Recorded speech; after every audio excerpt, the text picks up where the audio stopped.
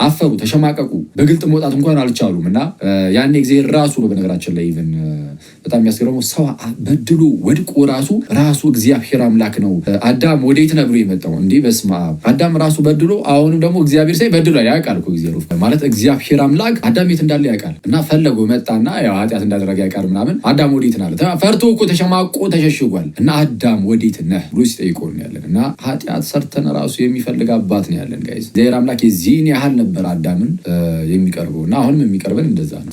ሲበደልም አዳም ወዴት ነህ ብሎ ፈልጎ ነው የሚመጣው። ፈልጎ ይመጣል። ወንድ ማነው ዮናታን የሚባል ወንድም ፕሮቴስታንት ለምሳሌ እሱ አይ ነው ኢየሱስ ከማርያም ስጋን አልነሳም ብሎ አስተማረ። ከዛ በኋላ ከ5 ዓመት በኋላ ደግሞ ወጣና የዛሬ 5 ዓመት ዮሐንስ ወንጌልን ስናጠና ኢየሱስ ከማርያም ስጋን አልነሳም ያልኩት ስህተት ነው ነስቷል አለ። ሰዎች ይጮሃል። ያ አረ አሁን ይሄ በጣም ባይዚ እንደ ቀለል ተደርጎ ዝም ብሎ እንደዚህ ተናለ እንጂ ያው ጊዜው ዘመኑ ነው እንጂ ጥንት ላይ ቢሆን ይሄ በስመ አብ ተአምር ነው። እንደዚህ አይነት ክህደት ሁለተኛው ክፍለ ዘመን ላይ የነበረ መንፍቅና ነው። የነ ቫለንቲኑስ መንፍቅና ነው። ኢየሱስ ከማርያም ስጋን አልነሳም የሚለው እንደ አንተ ሰው ዮሐንስ ወንጌልን አስጠናለሁ ብሎ እንደዚህ አይነት ሲጀመር ስታቱስ ከወደቀ አደገኛ ነው። በኋላ ላይ ያው ተመለስኩኝ አለ። አክቹአሊ ግን ስለዚህ ያንን ያመነ ሰው በቃ ይጠፋል ማለት ነው ባጭሩ። ትክክለኛ ቤተክርስቲያን ቢሆን ራሱ ነው ብለን ብናስብ ራሱ በፊት ይጠፋል። ያ እንዲህ ብሎ በማመኑ ሰው የክርስቶስን ፍጹም ሰውነቱን መካድ አምላክነቱን መካድ እንደሚያጠፋ ሁሉ ሰውነቱን መካድም ያጠፋል።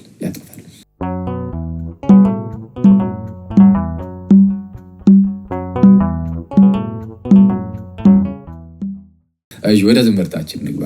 ነገረ ድህነት ማለት የድህነት ትምህርት ነው ባጭሩ። ማለትም ሰው ሞቶ ነበረና ከዛ ሞት እንዴት ዳነ ነው ባጭሩ። እንዴት ዳነ፣ እንዴት ይድናል የሚለውን ትምህርት የምንዳስስበት ነው ባጭሩ። እንግዲህ እንደምታውቁት የድህነት ትምህርታችን ምን እንደሆነ ይወስኑ።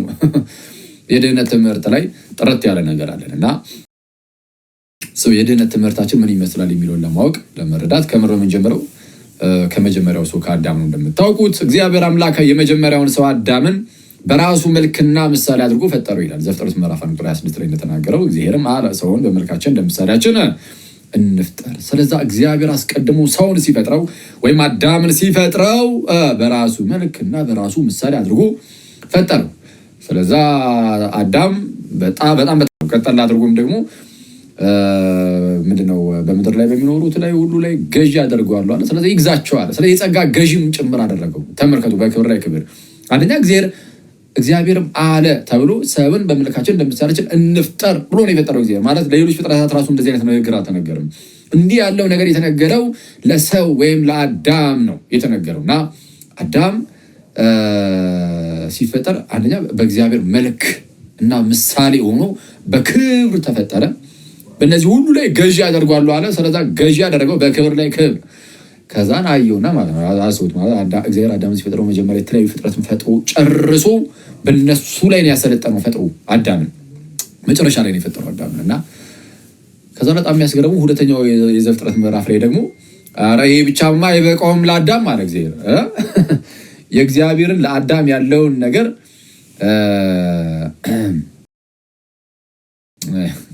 እሺ በኋላ አስታውሰኝ ትላል እና ምንድነው እግዚአብሔር ለአዳም ያለው ቦታ በምን ያህል ደረጃ እንዳከበረው እንድታውቁት ነው ይሄን የምነግራችሁና እንዳልኳችሁ ሁለተኛው የዘፍጥረት ምዕራፍ ላይ ደግሞ እግዚአብሔር አዳም ብቻማ አይበቃውም እግዚአብሔር እሺ ቃል በቃ እንደዚህ አይደለም ግን ሐሳቡ ያ አራ ይሄ ብቻ እንዴ ይሄ አሁን ኖርማል በእነዚህ እንትን ላይ እንዲገዛ ማድረግ ብቻ አይደለም። እስቲ ለአዳም እስቲ እንደው በምስራቅ በኩል ደግሞ ገነትን ላበጅለትና ይሄ ደንገነትን እንደ አትክልት አይነት ስፍራ ሆኖ ግን ለየት ያለ ብቻውን የሆነ የተከለለ በአራት አቅጣጫ ወንዞች የሚያጠጡት አይነት ገነትን ልፍጠርለትና እዛ ውስጥ ደግሞ የህይወት ዛፍ አለ። ከሱ ደግሞ የሆነ እሳት ላይ በልቶ ደግሞ ለዘላለም ይኖራል እዛ ላኑሮ ማለት ይሄንን ሲያደርግ አሁን ከአዳም ምን ታይቶ ነው? ምንም። አዳም ምን አድርጎ ነው? ምንም አላደረገም። እግዚአብሔር ባወቀ በእርሱ ደግነት በእርሱ ቸርነት በራሱ መልክና ምሳሌ አድርጎ ፈጠረው፣ የሁሉም ገዢ ያደረገው። ከዛ በኋላም ደግሞ ይሄ ብቻ አይበቃም፣ ና እስቲ ደግሞ ገነት ገባልኝ ልጅ ብሎ ደግሞ ገነት ደግሞ አስገባው። ገነት ሲያስገባው ደግሞ በጣም በሚያስገርም ሁኔታ ከኃላፊነት ጋር ነው። ምን ብሎ በምን መልኩ ነው ከኃላፊነት ጋር ያስገባው? በምን መልኩ ነው ከኃላፊነት ጋር ያስገባው? ምንድነው? ገነትን ጠብቃት ብሎ ማለት ነው። ማለት ኃላፊነት ሰጠው ማለት አስቡት። ግንኙነታቸውን በጣም ደስ የሚል ነው ግንኙነታቸው እና ገነትን ጠብቃት አለው እና አዳም በክብር ላይ ክብር በክብር ላይ ክብር የሆነለት እግዚአብሔር በጣም ያከበረው አክብሮ የፈጠረው ፍጥረት ሰው ነው፣ አዳም ነው። እንዲህ እንክብካቤ ውስጥ በጌታ ስም እንዲፈጥሮ ራሱ እኮ በቃ ምን እዛው እኮ በቃ እንክብካቤ በእንክብካቤ ይሄን ሁሉ አደረገለትና እግዚአብሔር አንድ ነገር ብቻ አዘዘው። አዳም ምን አዘዘው? እዛው ሁለተኛው ምዕራፍ ላይ እሺ ከዚህ ዛፍ አትብላ አሏ። አንዴ ቆይ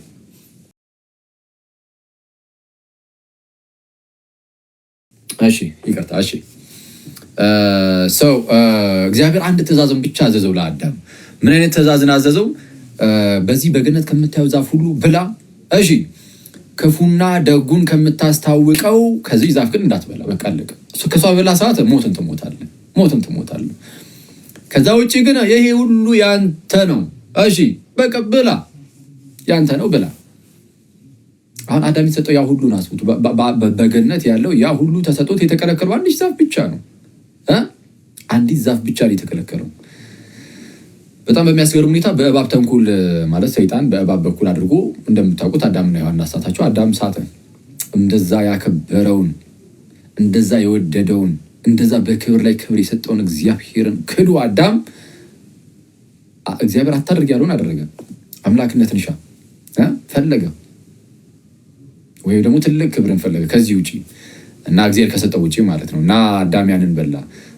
በጣም ነው የሚያስገርመው። እኔ ከዚህ በፊትም ብያችሁ ይሆናል በዙሪያው የተፈቀደለት ያ ሁሉ ነገር እያለ ያልተፈቀደለት ላይ ሰይጣን ማለት ሀሳቡን እዛ ላይ እንዲጥል አደረገው አዳምን።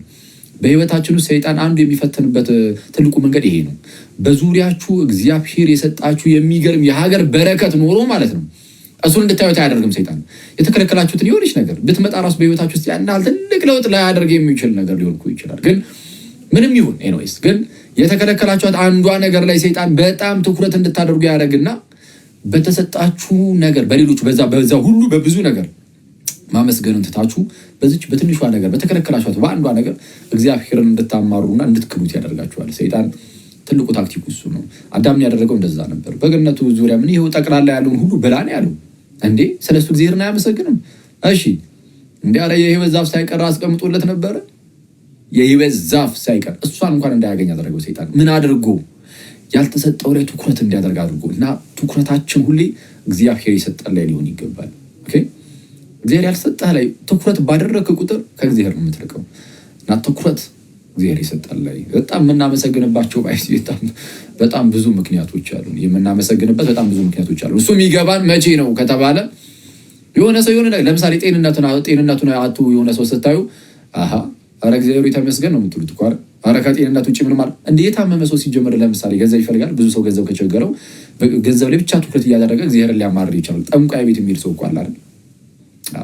እና ጤንነቱ ያጣ ለምሳሌ ጤንነቱን ቢያጣ ያ ሰው ጭራሽ ገንዘብ አያሳስብም። እንዴ አንተ ሆድህን የቆረጠ ቀን የዛን ቀን ኧረ ገንዘቡ ይቅርና ሆዴን መልስልኝ አይነት ስታፍ ነው የምትጫወተው። አይተዋል። የምናመሰግንበት በጣም ብዙ ነገር አለን። ጤናችንን ብናጣ እንኳን እግዚአብሔርን አንክደውም። ሌሎች ብዙ ሀሳቡ ብዙ የምናስባቸው ነገሮች አሉ። ኢየሱስን ሰጥቶን የለም ወይ? ኧረ በስመ አብ ልጁ ኢየሱስን ከሰጠነው በቃ ይህንን ማሰብ ራሱ አያሳርፍም ወይ?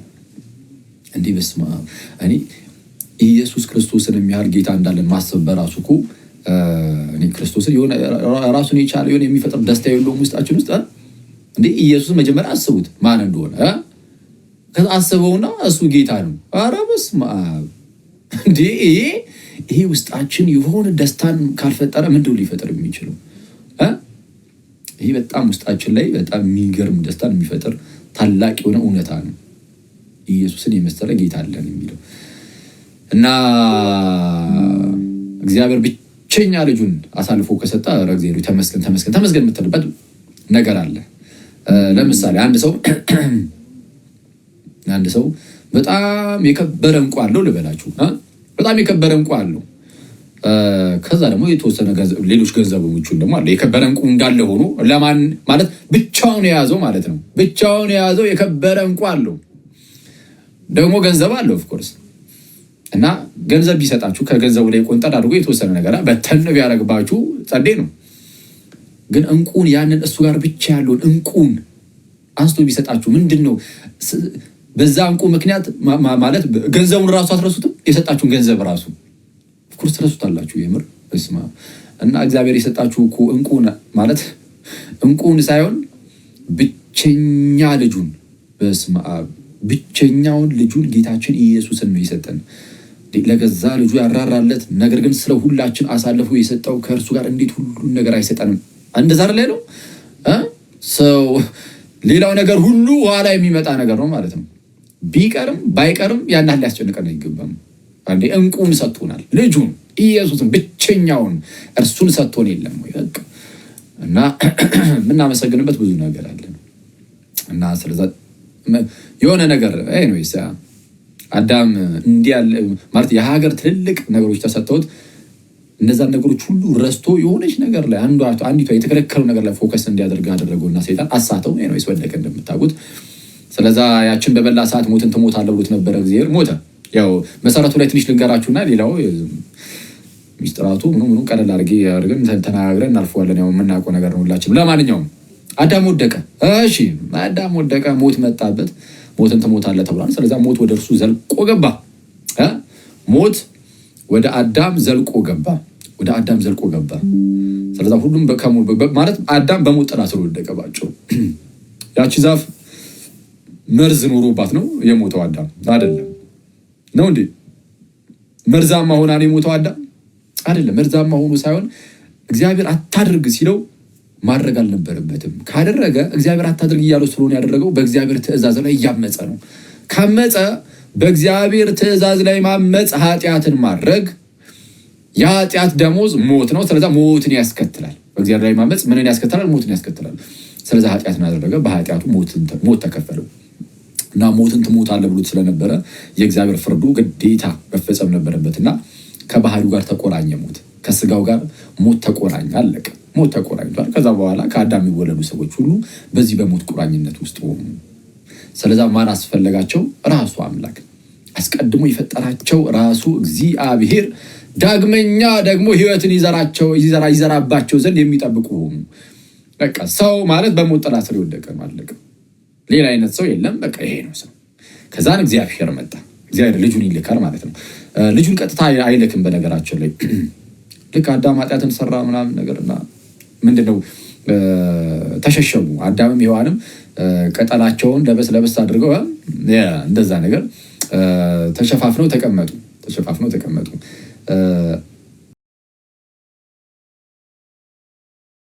እሺ አፈሩ፣ ተሸማቀቁ፣ በግልጥ መውጣት እንኳን አልቻሉም። እና ያኔ እግዚአብሔር ራሱ ነው በነገራችን ላይ ኢቭን በጣም የሚያስገርመው ሰው በድሎ ወድቆ ራሱ እግዚአብሔር አምላክ ነው አዳም ወዴት ነህ ብሎ የመጣው እንዴ? በስመ አብ። አዳም ራሱ በድሎ አሁንም ደግሞ እግዚአብሔር ሳይ በድሎ ያውቃል እኮ እግዚአብሔር ኦፍ ኮርስ የት እንዳለም ማለት እግዚአብሔር አምላክ አዳም የት እንዳለ ያውቃል።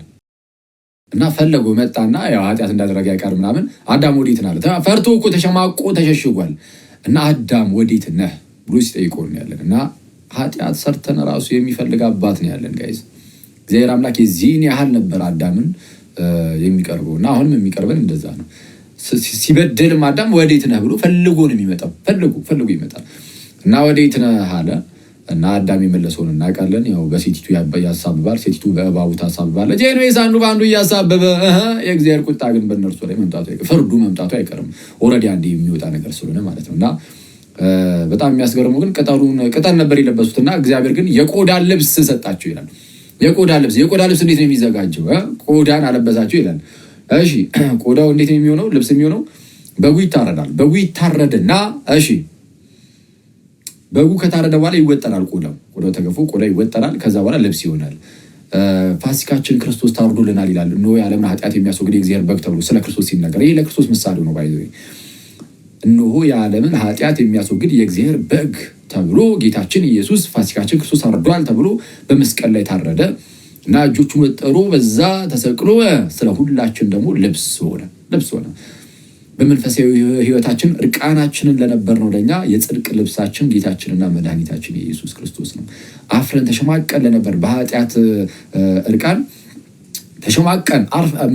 አፍረን ተሸማቀን የነበርን ሰዎችን መጥቶ ልብስ ሆነን ማለት ነው። ማን? ጌታችን። እና እግዚአብሔር ልጁ ኢየሱስን ላከ። እግዚአብሔር ልጁ ኢየሱስን ላከና እሺ እግዚአብሔር ልጁ ኢየሱስን ላከ። እንግዲህ ዓለምን ሊያድን ማለት ነው። በቃ ዓለም በራሱ መዳን አልቻለም። ነቢያት ተነስተዋል። ብዙ ነገስታቱም ነቢያቱም ካህናቱም ምንም ተነስተዋል በብሉይ ኪዳን። ግን ማናቸውም ግን ዓለምን ማዳን አይችሉም። አይደለም ዓለምን ራሱን ማዳን የሚችል የለም። ከሞት ነፃ ማውጣት ራሱን የሚችል የለም። በቃ እግዚአብሔር ብቻ ነው የሚያደርገው። እንዴት ነው የሚያደርገው ከተባለ ፍርዱና ምህረቱን አስማምቶ ነው። ቅዱስ አትናቴዎስ እሱን የሚያስተምረው ምንድነው? ፍርድ አለ፣ በቃ ሞትን ትሞታለህ የሚል። ስለዛ ሞት በሰው ዘር ላይ መጥቷል፣ አለቀ። ይህ በሰው ዘር ላይ የመጣው ሞት ደግሞ የሚጠፋው በሞት ብቻ ነው፣ አለቀ። እንዲህ ነው በቃ ትምህርቱ። እና ያንን ሞት ደግሞ ሞቶ ማጥፋት የሚችለው ሞትንም ተነሳ ሞቶ መነሳት የሚችል ሞትን ገርሎ መነሳት የሚችል አይነት አካል ነው። እሱን የሚያደርገው አምላክ ነው። ስለዚህ አምላክ መጥቶ የወደቀውን ያንን ሰው አደሰው ማለት ነው። እንዴት?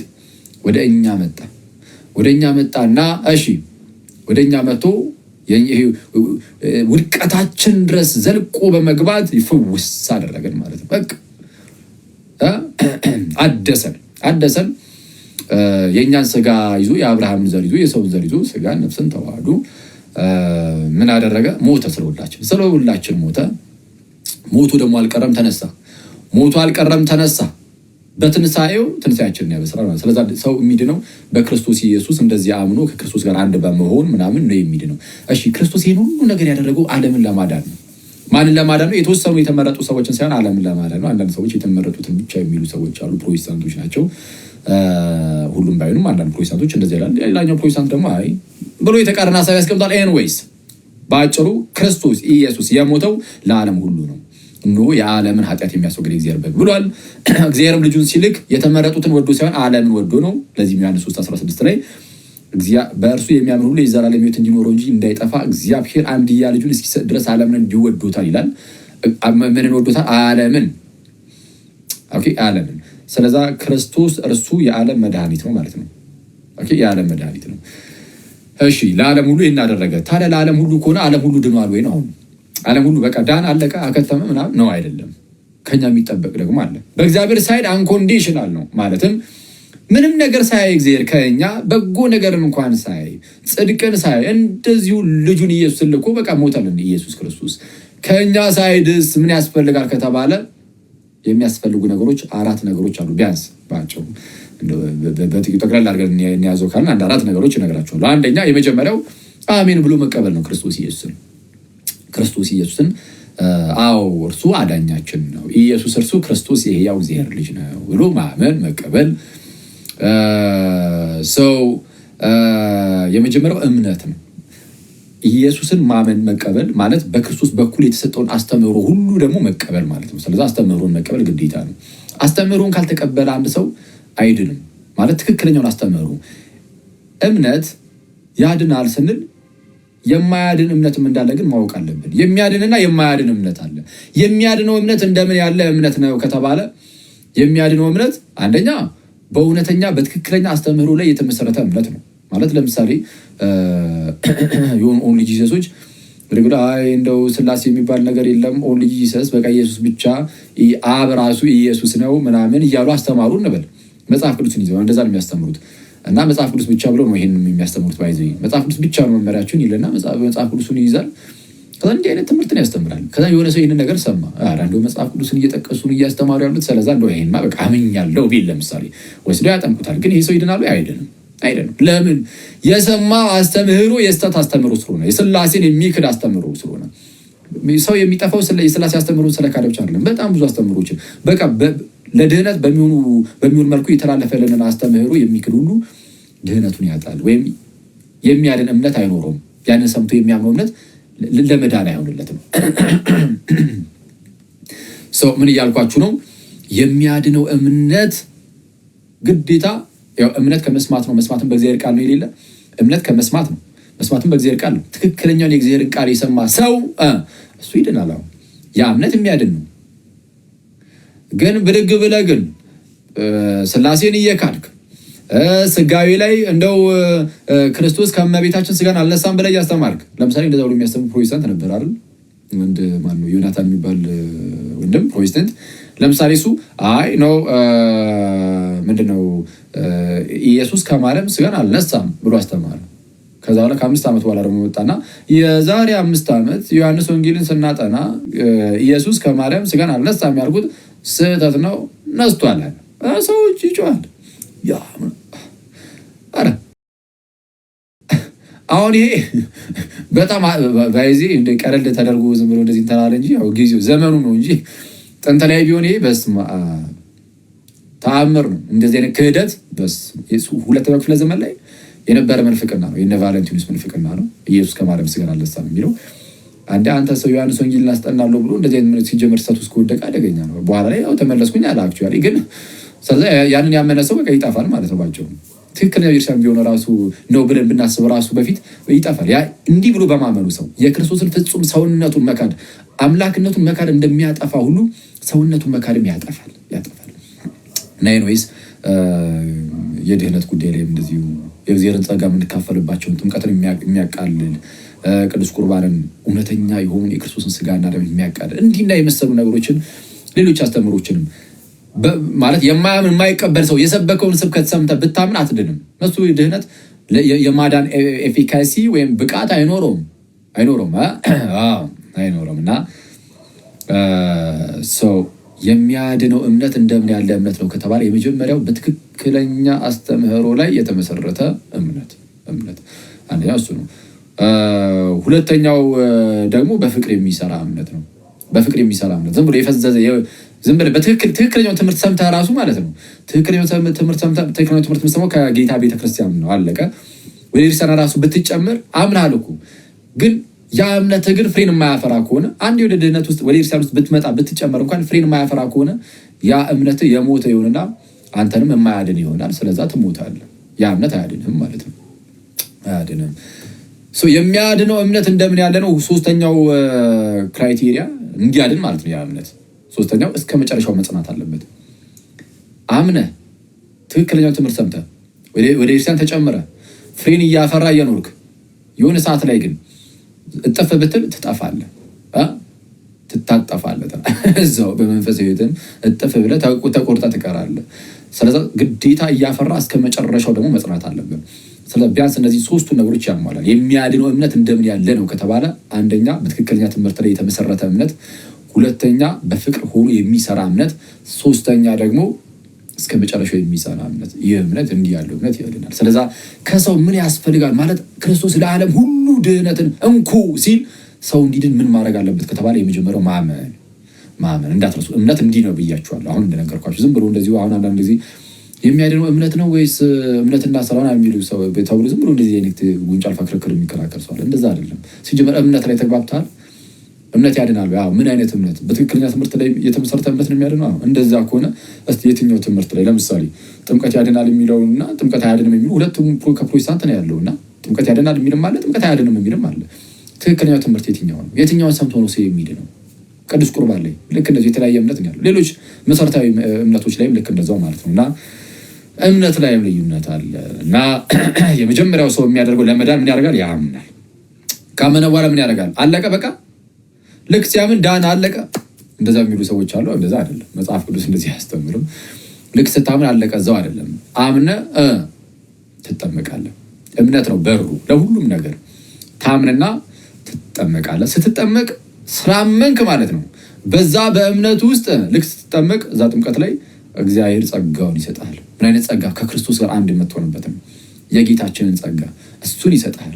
ከክርስቶስ ጋር አንድ የምትሆንበትም ያንን ጸጋ ይሰጣል። ልክ ስትጠመቅ ከክርስቶስ ጋር አንድ ትሆናለህ። አሁን ሁለተኛው የሚያስፈልገው እንግዲህ እምነት እንደሚያስፈልግ መጥቀስ አለብን። እምነት ለድህነት እንደሚያስፈልግ ማስረጃ ምናምን ያስፈልጋል? አያስፈልጉም አይደል? ምንም የሀገር ነው ማለት እንግዲህ ይህንን የሚክድ ማንንም የለም። ጌታችን ጨርሶታል። በቃ ዮሐንስ ወንጌል ምዕራፍ 3 ላይ ከቁጥር 14 ጀምሮ ምንድን ነው ያለው? ሙሴ በምድረ በዳ እባብን እንደሰቀለ እንዲሁ የሰው ልጅ ደግሞ ይሰቀል ዘንድ ይገባዋል አለ። ሙሴ በምድረ በዳ እባብን ሰቅሎ ነበር። በእባቡ ተነደፈና ህዝቡ ማለት ነው። ከዛ በኋላ ህዝቡ እንዲድን ምን አደረገ ሙሴ? ህዝቡ እንዲድን እግዚአብሔር በነገረው መሰረት የናስ እባብን አዘጋጀና በዛፍ ላይ በባላ ላይ አንጠለጠለው፣ ሰቀለው። ከዛ በኋላ እሱን የሚያዩ ሁሉ ይድናሉ ማለት ነው። እሱን ምን የሚያደርጉ? የሚያዩ። ስለተሰቀለ ብቻ የናሱ እባብ ዝም ብሎ ይድናሉ? አይድኑ። ኦኬ፣ አይድኑ። ዝም ብሎ ክርስቶስ ስለተሰቀለ ብቻ ዝም ብሎ ሰው ዳን አለቀ። አይ እንደዛ አይደለም። የናስ እባብ ስለተሰቀለ ብቻ ሰው ከዛ በእባብ ከተነደፈው ሊመጣበት ካለው ሞት ዝም ብሎ እንደዚህ የሚያመልጥ አይደለም፣ ማየት አለበት ግዴታ። ልክ አሁንም ደግሞ ክርስቶስ ስለተሰቀለ ብቻ በቃ አለቀ ትድናለህ አይደለም፣ ማየት አለበት። ሚኒንግ እምነት ነው። አሁን እሱ የእምነት ምሳሌ ነው። ኦኬ፣ ስለዛ ማመን ይጠይቃል። ስለዛ ምን አለ ቀጠል አድርጎ ራሱ ጌታችን በእርሱ የሚያምን ሁሉ የዘላለም ሕይወት እንዲኖረው የሰው ልጅ እንዲሁ ይሰቀል ዘንድ ይገባዋል አለና በእርሱ የሚያምን ሁሉ የዘላለም ሕይወት እንዲኖረው እንጂ እንዳይጠፋ እግዚአብሔር አንድያ ልጁን እስኪሰጥ ድረስ ዓለምን እንዲወዱታል። በእርሱ ምን የሚል የሚያምን ሁሉ ቀጠል አድርጎ ቁጥር 18 አካባቢ ላይም በእርሱ የሚያምን የዘላለም ሕይወት አለው። በእርሱ የማያምን ግን በአንዱ በእግዚአብሔር ልጅ ስም ስላላመነ አሁን ተፈርዶበታል። ስለዛ እምነት ለድነት እንደሚያስፈልግ ግልጽ ነው። ሮሜ ላይም እንደዛው ነው የሚለው ቅዱስ ጳውሎስ ምዕራፍ 3 በተለይ አይሁዳውያንም የግሪክ ሰዎችም ሁሉም ከኃጢአት በታች እንደሆኑ ሁሉም ኃጢአተኛ እንደሆነ መድኃኒት እንደሚያስፈልገው ይናገርና ሁሉ ኃጢአትን ሰርቷል የእግዚአብሔርም ክብር ጎድሎታል ብሎ ከተናገረ በኋላ እንዲያው ጸጋው ይጸድቃሉ ካለ በኋላ እርሱንም ይላል እርሱንም ማለት ሁሉም ኃጢአትን ሰርቷል የእግዚአብሔርም ክብር ጎድሎታል በኢየሱስ ክርስቶስ በሆነው ቤዛነት በኩል እንዲያው በጸጋው ይጸድቃሉ ይልና በምን የሚገኝ አድርጎ አቆመው ይላል።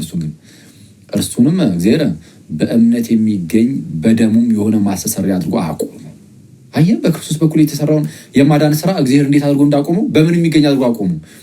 በእምነት የሚገኝ በደሙም የሆነ ማስተሰሪያ አድርጎ አቆመው። ስለዚህ እምነት ያስፈልጋል።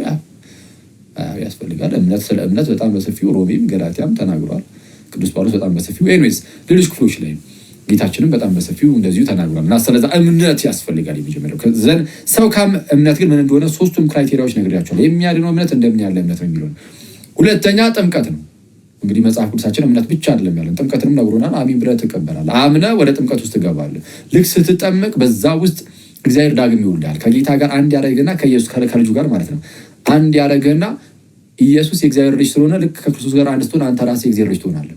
ዳግም መወለድ ማለት ከጌታ ጋር አንድ መሆን ማለት ነው። እሺ፣ ዳግም መወለድ ማለት ከጌታ ጋር አንድ መሆን። ኢየሱስ የእግዚአብሔር ልጅ ስለሆነ አንተም ከእርሱ ጋር ልክ አንድ ስትሆን ከጌታ ጋር በክርስቶስ በኩል የእግዚአብሔር ልጅ ትሆናለህ። ዳግም ትወለዳለህ። የኃጢአት ስርየትን ታገኛለህ።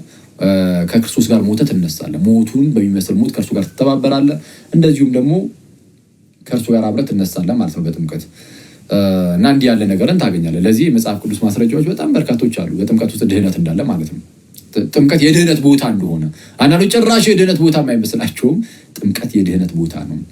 ማስረጃ ራሱ ጌታችን ኢየሱስ የተናገራቸው በጣም ብዙ ክፍሎች አሉ። ለምሳሌ ማርቆስ 16 ሁሉ የሚጠቀሰው ከቁጥር 15 ጀምሮ በተለይ እንግዲህ ወደ ዓለም ሁሉ ሂዱ ወንጌልን ለፍጥረት ሁሉ ስበኩ ይልና ወንጌልን ስበኩ ካለ በኋላ ያመነ ይላል። ወንጌልን ሰብካችሁ ያ የሰማውን ወንጌል ያመነ የተጠመቀም እሺ ይድናል። የሚድነው ማን ነው ከተባለ በሐዋርያት በኩል የተሰበከውን የጌታን ወንጌል ሰምቶ ያመነ የተጠመቀም እርሱ ይድናል። ያላመነስ ወንጌሉን ሰምቶ አላምንም ካለ አይድንም። ያላመነ ይላል እንጂ ያላመነ ያልተጠመቀ አይልም የሚል ሰው አለ። ካላመነ ወንጌሉን ካላመነ ሲጀምር ነው ይጠመቃል። ያልተጠመቀ ተብሎ መጨመር አይጠበቅበትም። ገና ከጀምሩ ያላመነ ከተባለ ወንጌሉን ሰምቶ አስበው እንዲህ ክርስቶስ እንዲሆኑላል እና ሰው አንተም ብትጠመቅ ከዚህ ከክርስቶስ ድህነት ተካፋይ ትሆናለህ ወይም ደግሞ ከጌታ ጋር አንድ ትሆናለህ እያለ ቢሰበክ አንድ ሰው አላምንም ካለ እና አጥምቀኝ ይላል አይልም።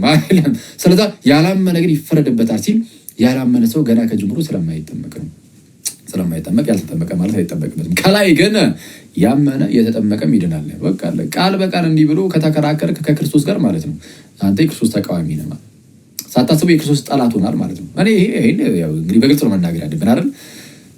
ይሄንን ትምህርት የሚክድ ኢየሱስ የተናገረውን እምቢ የሚል በኢየሱስ ላይ ያመፀ ይባላል። የፈለግ አንደበት ላይ ኢየሱስ ብትል ኦንሊ ጂሰሶች ስማቸውን ሳይቀር ኢየሱስ ብቻ ብሏል። ኢየሱስ ስላልክ ብቻ በተአምር አታመልጥም። ኢየሱስ የሚል የኢየሱስ ጠላት ማለት ነው። ኢየሱስ የሚል የኢየሱስ ጠላት ሆኖ ሰው ሊነሳ ይችላል እና በጣም ጥንቃቄ ይፈልጋል። ክርስቶስ ማነው ጥምቀት ለድህነት ነው ብሎ አስተምሮ እኛ ግን ነው አይደለም ካልን አሁን ጠላትነት ከማን ጋር ከአክሊል ጋር ነው? አይደለም። ከኦርቶዶክስ ክርስቲያን ጋር ብቻ ነው? አይደለም። በቃ ከክርስቶስ ጋር ነው። ከክርስቲያን ጋርም ጨምር ነው። ግን በዋናነት የኢርሳን ራስ የሆነው ክርስቶስ ስለሆነ በሱ በኢርሳን በኩል ከክርስቶስ ከራሱ ከጌታችን ከክርስቶስ ኢየሱስ ጋር ነውና የክርስቶስን ትምህርት የሚቃወም እርሱ የክርስቶስ ተቃዋሚ ስፒሪት ተቃዋሚ መንፈስ ነው እና ይህን መንፈስ ሰው በጣም አጥብቆ ሊቃወሙ ይገባል። በጣም በብዙ ነገር ሽፍንፍን ብሎ ተከዳድኖ ምናምን የለም እንደሌላ አስመስሎ ነው የሚያስቀምጠው እና ስለዛ መጠንቀቅ ይፈልጋል ማለት ነው። እሺ ጌታችን አሁን በሌላ ስፍራም እንደዚሁ በዮሐንስ ወንጌል ምዕራፍ 3 ቁጥር 5 ላይ እውነት እውነት እልሃለሁ ሰው ከውሃና ከመንፈስ ካልተወለደ በቀር ወደ እግዚአብሔር መንግሥት ሊገባ አይችልም ብሏል። በቃ አለቀ። ከውሃ እና ከመንፈስ አንዳንድ ሰው ይመጣና ምን ይላል መሰላችሁ? ኦኬ ከውሃና ከመንፈስ ይላል። ውሃ የሚለው እኮ ይልና መንፈስ የሚለው መንፈስ ነው ራሱ ነው ይላል። ከውሃ እና ከመንፈስ ካልተወለደ በቀር የሚለውና መንፈስ የምትሏ በቃ ራሷ መንፈስ ነች ተብላ የምትተረጎመው ቃሏ መንፈስ ነው። ውሃ የምትሏን ግን እንቀይራታለን፣ ሌላ ትርጉም ያላት ይላል። መንፈስ የሚለው ራሱ መንፈስ ነው፣ ሌላ ምንም ትርጉም አንሰጠው። ውሃ የምትሏ ግን ውሃማ ውሃ አይሆንም ሌላ ነገር ነው የሚሆነው ብሎ እንደዚህ ክዶ ይመጣል። ባይዚ ክዶ በስማ እና የኢርሳን ታሪክ ውስጥ ይህንን የካደ ሰው የለም። ውሃ የሚለውን በቃ ለጥምቀት ነው የሰጡት።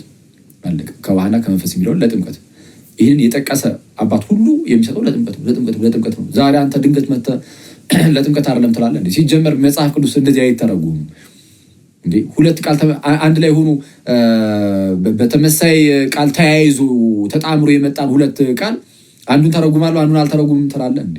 ከራስ ትምህርት ጋር እስካልተስማማ ድረስ እንደፈለክ የክርስቶስን ቃል እንዲምታጣምም ከሆነ አንተ እንዴ ለክርስቶስ ያልተመለስክ ለኔ ለዳውማ መቼም አትመለስም። አይስቀልም ነው ግን አደገኛ ነው። ስለዚህ በጣም አንዳንድ ብዙዎቹ ያው ይሄንን ባለማወቅ ነው እንደዚህ የሚስቱት። ስለዚህ በተቻለ አቅም ጥንቃቄ ይፈልጋል። ሳናስበው የክርስቶስ ተቃዋሚ ሆነ እንዳንነሳ ማለት ነው። እሺ ጌታችን እንደዚሁ በማቴዎስ ወንጌል ምዕራፍ 28 ቁጥር 19 ላይ እንግዲህ ሂዱ አሕዛብን ሁሉ በአብ በወልድ በመንፈስ ቅዱስም እያጠመቃችኋቸው ደቀ መዛሙርት አድርጓቸው ይላል። ደቀ መዛሙርት ማለት የኔ ማለት ነው። የኔ አድርጓቸው፣ የኔ ደቀ መዝሙር አድርጓቸው ማለት የኔ አድርጓቸው እንደማለት ነው። ሰው የክርስቶስ የሚሆነው በመጠመቅ ውስጥ ከሆነ የክርስቶስ ሳይሆን መዳን ስለማይችል ጥምቀት ለድነት እንደሆነ ግልጽ ነው። እንደነዚህና መሰሉ ያሉ ነገሮች እንግዲህ ጥምቀት ምናምን ቅዱስ ቁርባን በጣም በሰፊው ስለተማማርን ብዙም ያናል ጊዜ መውሰድም አያስፈልግም። ሌሎች በጣም በርካታ ማስረጃዎች ደግሞ እንግዲህ ከሐዋርያቱ አለ ማለት ነው። ጴጥሮስ ምን ነበረ ያላቸው? እነዛን ያመኑ ሰዎችን የመጀመሪያው ስብከት ላይ ሰበከ። ስለ ጌታችን ኢየሱስ ሰበከና ሰብኩ ከዛ በኋላ ልባቸው ተነካ። ሐዋርያት ሥራ ምዕራፍ ቁጥር 37 ላይ ይህንን የሰሙት ሁሉ ልባቸው ተነካ ነው። ልባቸው ተነካ ማለት አመኑ ማለት ነው አይደለም? ነው። ሳያምኑ ልባቸው ይነካል እንዴ? ካላመንክ ልብ ይነካል? አይነካም። ስለዚህ ወደ እምነት መጥተዋል። ስለዚህ እነዚህ ሰዎች እንደው ምን እናድርጋሉ? ኦኬ እንግዲህ ወንድሞቼ ምን እናድርጋሉ? ምን እናድርግ ሲሉ ጴጥሮስ እመኑ አላላቸውም። ለምን? ኦልሬዲ አምነዋል። ያላመነ ሰው ሲሆን እመን ይባላል። ልክ የወህኒ ቤቱ ጠባቂ ታስታውሳላችሁ? እነ ጳውሎስ በወህኒ ቤት ሳሉ ያመለጡ መስሎት ደንግጦ ራሱን ሊያጠፋ ሲል ራስን አታጥፋለን ብሎ ሄደው ሲታዩት ተንበረከከ። ጌቶቼ እንግዲህ የድን ዘንድ ምን ላድርግ ሲል እመን አሉት። ምክንያቱም ያ ሰው አላመንም። እነዚህ ግን ስላመኑ እመኑ አይባሉም። እሺ ንስሐ ገቡ፣ ኃጢአታችሁ የሚሰረይ ዘንድ እያንዳንዳችሁ በኢየሱስ ክርስቶስም ተጠመቁ ተባለ። ንስሐ ገቡ፣ ኃጢአታችሁ እንዲሰረይ ደግሞ እያንዳንዳችሁ ተጠመቁ፣ በኢየሱስ ክርስቶስም ተጠመቁ አለ፣ አዘዛቸው። ስለዛ ለኃጢአት ስርየት ነው ጥምቀት። እንግዲህ በግልጽ በመጽሐፍ ቅዱሳችን የተቀመጠው ያንሰርዘው አንደልዘው። ጳውሎስም ልክ እንደዚሁ ነው። ጳውሎስ ራሱ ከኃጢአቱ ታጥቦ የመጣው በጥምቀት ነው።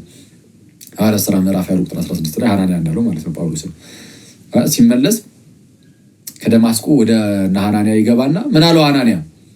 አንዳንድ ነገሮችን ከነገረው በኋላ እንግዲህ አሁንስ ለምን ተዘገያለህ? ተነስ፣ ስሙን እየጠራ ተጠመቅ፣ ከኃጢአትም ታጠብ። ልክ እንደዛ ማለት ጥምቀት ለድህነት ነው አይደለም የሚለው መጽሐፍ ቅዱስ ግልጽ ስለሆነ እኛ ደግሞ ይኸውልህ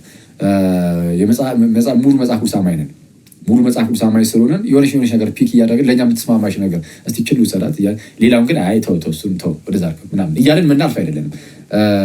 ወደዛ አድርገው ባንለው እንኳን በቃል በቃል ማለት ነው ወደዛ አድርገው ባንለው እንኳን ግን እያልን ነው፣ ሳናስበው እያልን ነው። እና ሰው ከእኛ ጋር የሚስማማለን ብቻ የምንቀበል አይደለም። በቃ መጽሐፍ ቅዱሱ የቤተ ክርስቲያናቸው የእኛ ስለሆነ ሙሉን የምንቀበለው መጽሐፍ ቅዱስን። እምነት ያድናል ካለን አሜን ነው የምንለው። በቃ ምንም አንከራከርም። ጥምቀት ለድነት ነው አሜን ነው የምንለው። ጥምቀት ያድናል ይላል በግልጽ ቃል በቃል አንደኛ ጴጥሮስ ምዕራፍ 3 ቁጥር 21 ላይ ጥምቀት አሁን ያድነናል ይላል። በቃ አሜን ብለን የምንቀበል አይተዋል። ከእግዚአብሔር ቃል ጋር እንዴት እንደማንከራከር አሜን ብለን የእግዚአብሔር ቃል ተሸክመን እንደምንሄድ እሺ። ሰው ጥምቀት ለድነት እንደሆነ መጽሐፍ ቅዱሳችን ግልጽ ነው። ሰው አምኖ ሰው ይጠመቃል። ሰው ዳግም ይወለዳል። ልክ ሰውየው ሲጠመቅ በአዲስ ኪዳን መጽሐፍ ላይ እንደምትመለከቱት ብዙ ቦታ በተለይ በሐዋርያት ሥራ መጽሐፍ ላይ ይጠመቁና ሐዋርያቱ ምን ያደርጋሉ? እጃቸውን በዛ ሰው ላይ ጭነው ይጸልዩለታል። ከዛ ላይ የተጠመቀው ሰው አሁን ምንድነው የአምሮተ እዱ በየቦታው ሰው እነዛ የኢየሩሳሌም መሪዎች፣ ጳጳሳቱ፣ እረኞች እየሄዱ እጅ በጫን ማለት በጣም የሚታከት ስለሆነ ማለት በጣም ብዙ ህዝብ ስለሚኖር ማለት ነው መደረግ ጀመረ። በሜሮን ደግሞ ወይም ደግሞ በቅብዕ ማለት ነው በቅብዕ መደረግ ደግሞ ተጀመረ። ቅብዕ ላይ ይጸለያል። ጥንታዊ ነው ይሄ ነገርም። ሰው ቅብዕ ላይ ይጸለይና ሰው እየተቀባ ይጸለይለታል እና ልክ እንደዛ ስለዛ አምሮተ እድ ወይም ቅብዓ ሜሮን የምንለው እሱን ነው። ሚስጥረ ሜሮን በላያችሁ ተብሎ የሚታወቀው ማለት ቤተክርስቲያን ውስጥ እሱ ይደረግለትና ከቅዱስ ቁርባን ይካፈላል። ኦኬ ሰው ዳግም ተወልዷል። ይሄ ሰው ዳግም የተወለደው ሰው ቅዱስ ቁርባን እዛው ይካፈላል። እነዚህ ሚስጥሮችን እየነጣጣና እነዚህ ጥምቀትን፣ ቅዱስ ቁርባን የመጀመሪያውን በተለይ የመጀመሪያውን ያቺ የምትቀበል የሚቀበላትን ቅዱስ ቁርባን ነጣጥለን አናይም። አንድ ላይ ሚስጥሩ ሙሉ ይሆናል። በምን መልኩ ተጠምቆ ይጸለይለታል? እጅ በመጫን ወይም ደግሞ በቅብዕ ማለት ነው። በቅብዓ ሜሮን በሚስጥረ ሜሮን ይፈጸምለታል። ከዛ በኋላ እዛው ቅዱስ ቁርባን ደግሞ ይቀበላል። ቅዳሴ ገብቶ ወደ ጸሎት ገብቶ ደግሞ ከጌታ ስጋና ደም ይካፈላል። የጌታ ስጋና ደም ለድህነት ነው ማለት ነው። የጌታ ስጋና ደም ለድህነት ነው። እስካሁን ድረስ ሰውየው የሰራው ስራ አለ የለም? ከእሱ የተጠበቀ አንድ ስራ የለም። እስካሁን ተመልከቱ፣ አንድ ስራ የለም። የእግዚአብሔርን ጸጋ የሚያገኝባቸው ሚስጥራት ብቻ እየተካፈለ ነው። እሺ ስለ ጌታ ስጋና ደም መጽሐፍ ቅዱሳችን ግልጽ ነው። ጌታችን ኢየሱስ አስቀድሞ በቃል ስጋዬን የበላ ደሜን የጠጣ የዘላለም ሕይወት አለው እያለ ዮሐንስ ወንጌል ምዕራፍ 6 ከቁጥር 51 ጀምሯችሁ አንብቡ። አባቶቻችሁ በዛ በምድረ በዳ መና እንደበሉት አይደለም ይላል። ማለት እነ ሙሴ በምድረ በዳ መና በሉና ከሰማይ ወረደላቸው ማለት ነው። በሉ ለጊዜው ጠገቡ፣ ግን ሞቱ። ከሞት ሊያተርፋቸው አልቻለም። አሁን የመጣው የህይወት እንጀራ ግን ከሰማይ የመጣው የህይወት እንጀራ ግን ጌታችን ኢየሱስ ነው። ከእርሱ በልተን ለዘላለም እንድንኖር ማለት ነው። እና እርሱም ለዓለም የሚሰጠውም ደግሞ እንጀራ ስጋዬ ነው ብሎ ተናገረ። ስጋዬ እውነተኛ መብል ደሜም እውነተኛ መጠጥ ነው አለ። ስጋዬን የሚበላ ደሜን የሚጠጣ የዘላለም ሕይወት አለው። ስጋዬን የማይበላ ደሜን የማይጠጣ ግን በራሱ ሕይወት የለውም አለ። እንደዚህ በቃል አስተማረና ከዛ በኋላ ፕራክቲካሊ ደግሞ በጸሎተ ሐሙስ ላይ ጌታችን ህብስትን ወይንን አነሳ፣ ባረከ፣ ህብስትን ቆረሰና አመስግኖ ባርኮ ማለት ነው ቆረሰና እንካችሁ ይህ ስጋዬ ነው ብሎ ሰጠ። ይህ ስጋዬ ነው ከእርሱ ብሉ ብሎ ሰጣቸው። በቃ ስጋዬ ነው። ህብስቱን አነሳና ባርኮ ሲሰጣቸው ስጋዬ ነው አለ። ጽዋውንም ደግሞ ይህ ስለ ብዙዎች ለኃጢአት ይቅርታ የሚፈሰው የአዲስ ኪዳን ደሜ ነው፣ ከእርሱ ጠጡ ብሎ ሰጣቸው። ስለዛ ህብስቱን ስጋዬ፣ ጽዋውን ወይም ወይኑን ደሜ ብሎ ሰጣቸው። ስለዛ ያ ህብስትና ጽዋ ወይም ወይን የጌታችን የክርስቶስ ኢየሱስ እውነተኛ ስጋና ደም ነው ብለን እናምናለን። መጽሐፍ ቅዱሳችን እዚህ ላይ ግልጽ ነው። እና ኢቭን እንደው ሰው ህብስትና ጽዋ መሆኑን አይቶ ማለት ነው እንዳይዳፈር አንድ ታላቅ ተአምርን እግዚአብሔር በቆሮንቶስ ቤተክርስቲያን ላይ ያደረገ። ምን አይነት ተአምርን? የቆሮንቶስ ቤተክርስቲያን ውስጥ ያሉ ምዕመናን ስጋና ደሙን በማይገባ መልኩ መቀበል ጀመሩ።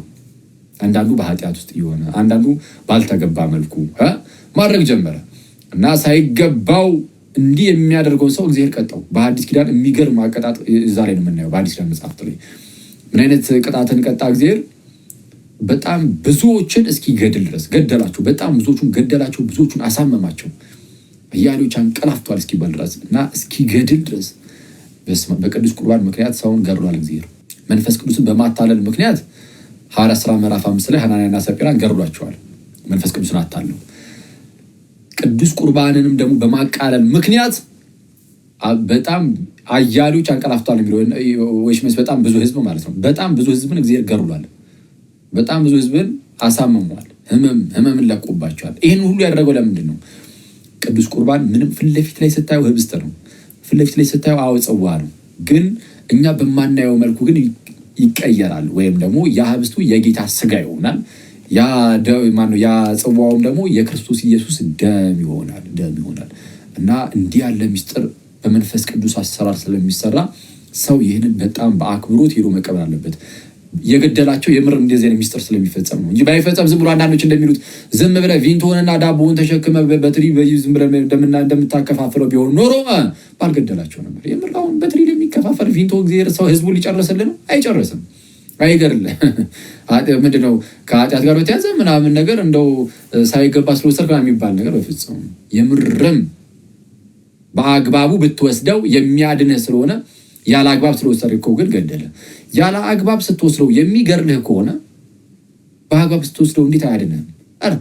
ያለ አግባብ ስትወስደው ሳይገባ ስትወስደው ሞትን ካመጣብህ በተገባ መልኩ ስትወስደው ህይወትን እንዴት አይሰጥም? ይሄ እኮ በጣም ክሊር ነውና የጌታችን የክርስቶስ ኢየሱስ ሥጋና ደሙ ሰው ይቀበላል። ልክ ሲቀበል ምንድነው የሚፈጠረው? ለአንደኛ ቆሮንቶስ ምዕራፍ 10 ቁጥር ይሄ አሁን የነገርኳችሁ ያው ታውቁታላችሁ። ብዙም እየጠቀስኩ ያለው ነው። አንደኛ ቆሮንቶስ ምዕራፍ 11 ከቁጥር 27 ጀምራችሁ ተመልከቱ። ቀደም ብሎ 10ኛው ምዕራፍ ቁጥር 16 ላይ ደግሞ የምንባርከው የበረከት ጽዋ ከክርስቶስ ደም ጋር ህብረት ያለው አይደለም ይላል። እውነተኛ ደሙ ነው። እሺ ይሄንን የሚክድ ለትምህርታችሁ ጥንቃቄ እንድታደርጉ ማለት ነው። ፕሮቴስታንቱ በጣም ለመሸወድ የሚሞክረው እንዴት መሰላችሁ? እነዚህ ሚስጥራት ብዙም አያስተምርህም፣ አይነግርህም። በቃ ያን ያህል እንትን አይልም። ዝም ብሎ የሆነ ያልሆነ ነገሮችን ብቻ ይነግራል። ቤተክርስቲያን ውስጥ ለምሳሌ የተወሰነ ግር የሚል ነገር ካለ የሆነች ግር የምትል ነገር ብቻ ይነግራል። ጥምቀት አያድንም አይልህም። በተአምር ቅዱስ ቁርባን የጌታ ሥጋ አይደለም አይልህም። እንደዛ ካለማ ነው የምትለው እንደ ለሱማ በልበል ይኸው ወይም ተነቃበት አለባቸው። ስለዛ ምንድን የሚያደርገው ያንዴ የሌለ ነገር ዝም ብሎ ያግብሰብስና የሆነ ነገር ልብ ላይ እንድትጠራጠር ያደርጋል።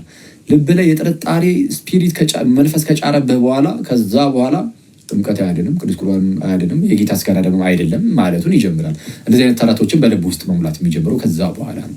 ስለዛ ይህ በዚህ ወቁባቸው። የሚያታለል ካለ በዚህ ወቅ ቅዱስ ቁርባን ምን አለ ጳውሎስ በመጀመሪያ ቆሮንቶስ መልእክቱ ምዕራፍ 10 ቁጥር 16 ጀምሮ የምንባርከው የበረከት ጽዋ ከክርስቶስ ደም ጋር ህብረት ያለው አይደለም ያለው ነው። የምንቆርሰው ህብስት ከጌታ ሥጋ ጋር ህብረት ያለው አይደለም ያለው ነው። እና ዝቅ ብሎ አንድ ስለሆነ ይላል ህብስቱም ማለት ነው። አንድ ህብስት ስለሆነ ወይም አንድ የጌታ ሥጋ ስለሆነ እንደማለት ነው። እኛ ብዙዎች ስንሆን ክርስቲያኖች ብዙዎች ስንሆን አንድ ሥጋ ነን። ያንን አንዱን ህብስት እንካፈላለን ይላል። ስለዚህ አንዱን የጌታን ሥጋ በመካፈላችን ከቅዱስ ቁርባን በመካፈላችን ምክንያት ብዙዎች ስንሆን አንድ ሆነናል። አንድ ሥጋ አንድ የክርስቶስ ሥጋ ሆነናል። ስለዛ ያ ሰው አምኖ የተጠመቀው ሰውዬ ልክ ቅዱስ ቁርባኑ ሲቀበል ከሁላችሁም ከኔና ከእናንተ ጋር ከእያንዳንዳችን ጋር ይተሳሰርና አንድ ሥጋ ይሆናል። አንድ ሥጋ ይሆናል። ኦኬ አንድ ሥጋ ይሆናል። የእርሲያን አካል ይሆናል። ስለዚህ ይህ ሰው ዳነ፣ አዲስ ህይወት ጀመረ። በቃ አለቀ። ምንም ያለሱ ስራ ይኸው ዳነ። ድህነቱ ፍጹም ሆነ። ፍጹም ሆነ ይነሲዝ አትሊስት የዳግም መወለዱ ማለት ነው። በቃ ዳግም ተወልዷል። ይህ ሰው ድኗል፣ የክርስቶስ ሆኗል። የጥፋት ሳይሆን ወይም የሰይጣን ሳይሆን የእግዚአብሔር ሆኗል፣ የክርስቶስ ሆኗል። ያለ እርሱ ስራ እንዲያው በጸጋው ዳነ። እግዚአብሔር አዳነው እንዲያው በጸጋው። እሺ አሁን ከእርሱ እስካሁን ስነግራችሁ እስቲ አሁን እኛ ሰራ ያልኩበት ቦታ አለ የለም። ሳይሰራ ግን ይኸው ዳነ እያልኳችሁ ነው። ለዛ ነው በኤፌሶን መልእክቱ ምዕራፍ 2 ቁጥር 8 ላይ ቅዱስ ጳውሎስ ታዲያ ስራ የሚያስፈልገው የቱ ጋር የሚለው ልመጣላችሁ ነው።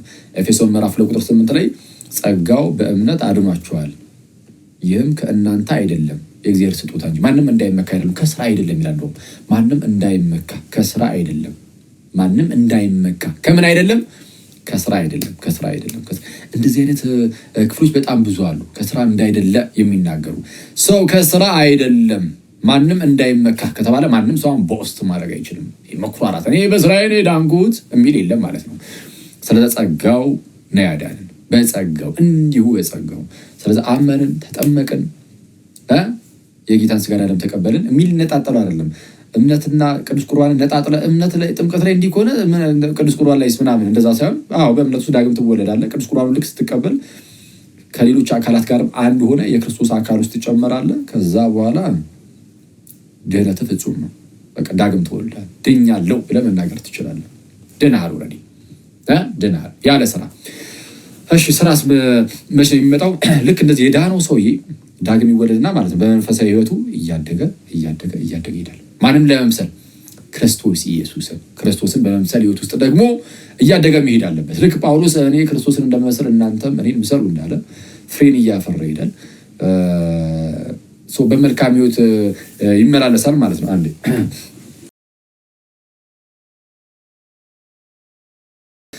መልካም ህይወት ወይም ደግሞ መልካም ህይወት በክርስትና ውስጥ ለድህነት ያስፈልጋል ያስፈልጋል። ግን ምን ማለት ነው ለድህነት ያስፈልጋል ማለት? ዳግም ለመወለድ ነው አይደለም። ዳግም ለመወለድ የመጀመሪያውን ይህን ድህነት ለማግኘት ስራ ያስፈልጋል። ስራ የሚያስፈልግ የትኛው ነው ከተባለ አንዴ ዳንካትን ድህነት ለመፈጸም መጽሐፍ ቅዱሳችን ድህነታችሁን ፈጽሙ ደግሞ ይላል። ዳኑ ብቻ አይደለም ድህነታችሁን ደግሞ ፈጽሙ። አይቷል ዳን ከዛ ደግሞ ድህነትን ፈጽሙ። ልክ የወህኒ ቤቱ ጠባቂ የወህኒ ቤቱ ጠባቂ በጌታ በኢየሱስ ዘመን አንተና ቤተሰቦች ትድናላችሁ ተባለ። ትድናለህ። ስለዛ ሲያምን ሲጠመቅ በቃ ይድናል ያ ሰው። ግን ትድናለህ ብቻ አይደለም መዳንህን ደግሞ ፈጽም ደግሞ የሚል አለ። መዳንህን ደግሞ ፈጽም ፊልጵስዩስ ምዕራፍ 2 ቁጥር 12 ላይ እያንዳንዳችሁ የራሳችሁን መዳን ፈጽሙ ይላል። ስለዛ መዳን ደግሞ የሚፈጸም ነው። መንገድ ላይ መቅረት አለ። አስቧል። ወደ ድህነት ከመጣ በኋላ ፍሬን ማፍራት ብታቁም ማለት ነው። ፍሬን ማፍራት ብታቁም መልካም ሕይወት በአንተ ውስጥ እግዚአብሔር ሲያጣ የሞተልህ ጸጋውን የሰጠ ማለት እግዚአብሔር ልጁን የላከልህ ልጁ የሞተልህ ጸጋውን የሰጠ ከኃጢአት ተላቀ በጽድቅ እንድትመላለስ ነው። አንተ ግን በኃጢአት እመላለሳለሁ ካልክ ከጽድቅ የሆነ መለስ ካረክ ራስህን እግዚአብሔር ይቀጣል፣ ይፈርድብሃል። አሁንም ከፍርድ አታመልጥም። ገና ለገና የእግዚአብሔር ልጅ ነኝ እና ሰው ኃጢአት ብሰራም አይፈረድብኝም ካልክ ከአንተ በላይ ምስኪን የለም። ስለዛ ፍርድ ይመጣብሃል። ለዛ ነው በገላትያ መልእክት ምዕራፍ 5 ከቁጥር 19 ጀምሮ የስጋ ስራና የመንፈስ ፍሬን ያስቀምጣል። እና የስጋ ስራ የተገለጠ ነው ብሎ ኃጢአቶችን ይዘረዝራል። ቅናት፣ ሟርት፣ አድመኝነት፣ ዝሙት፣ መዳራት የመሳሰሉትን ያስቀምጥና አስቀድሜ እንዳልኩኝ እንደነዚህ ያሉትን የሚያደርጉ የእግዚአብሔርን መንግስት አይወርሱም ይላል። ቀጥታ ነው እንዲህ ብሎ የተናገረው። በዚህ አስቀድሜ እንዳልኩኝ እንደነዚህ ያሉትን የሚያደርጉ የእግዚአብሔር መንግስት አይወርሱም፣ አትወርስም የእግዚአብሔር መንግስት እንዲህ የምታደርግ ከሆነ አለ ጳውሎስ። እንዲህ አለና 5ኛው ምዕራፍ ላይ ነው። በዚህ ዝቅ ብሎ 6ኛው ምዕራፍ ላይ ቁጥር 7 ላይ አትሳቱ እግዚአብሔር አይዘበትበትም ማለት አትሳቱ እግዚአብሔር አይዘበትበትም፣ ሰው የሚዘራውን ያንኑ ደግሞ ያጭዳልና። ሰው የሚዘራውን ያንኑ ደግሞ ያጭዳል። በምድር ላይ የምትዘራውን ነገር እሱን ታጭዷል አለቀ። ስለዛ ምን ይላል ቀጠል አድርጎ በስጋ የሚዘራ ይላል ማለት የስጋ ፈቃድን እየፈጸመ የሚኖር ማለት ነው። በስጋ የሚዘራ ከስጋ መበስበስን ያጭዳል፣ ሞትን፣ ዘላለማዊ ሞትን። በስጋ የሚዘራ ከስጋ መበስበስን ያጭዳል። በመንፈስ የሚዘራ ግን ይልና ማለትም የመንፈስን ፈቃድ እያደረገ የሚኖር ነው።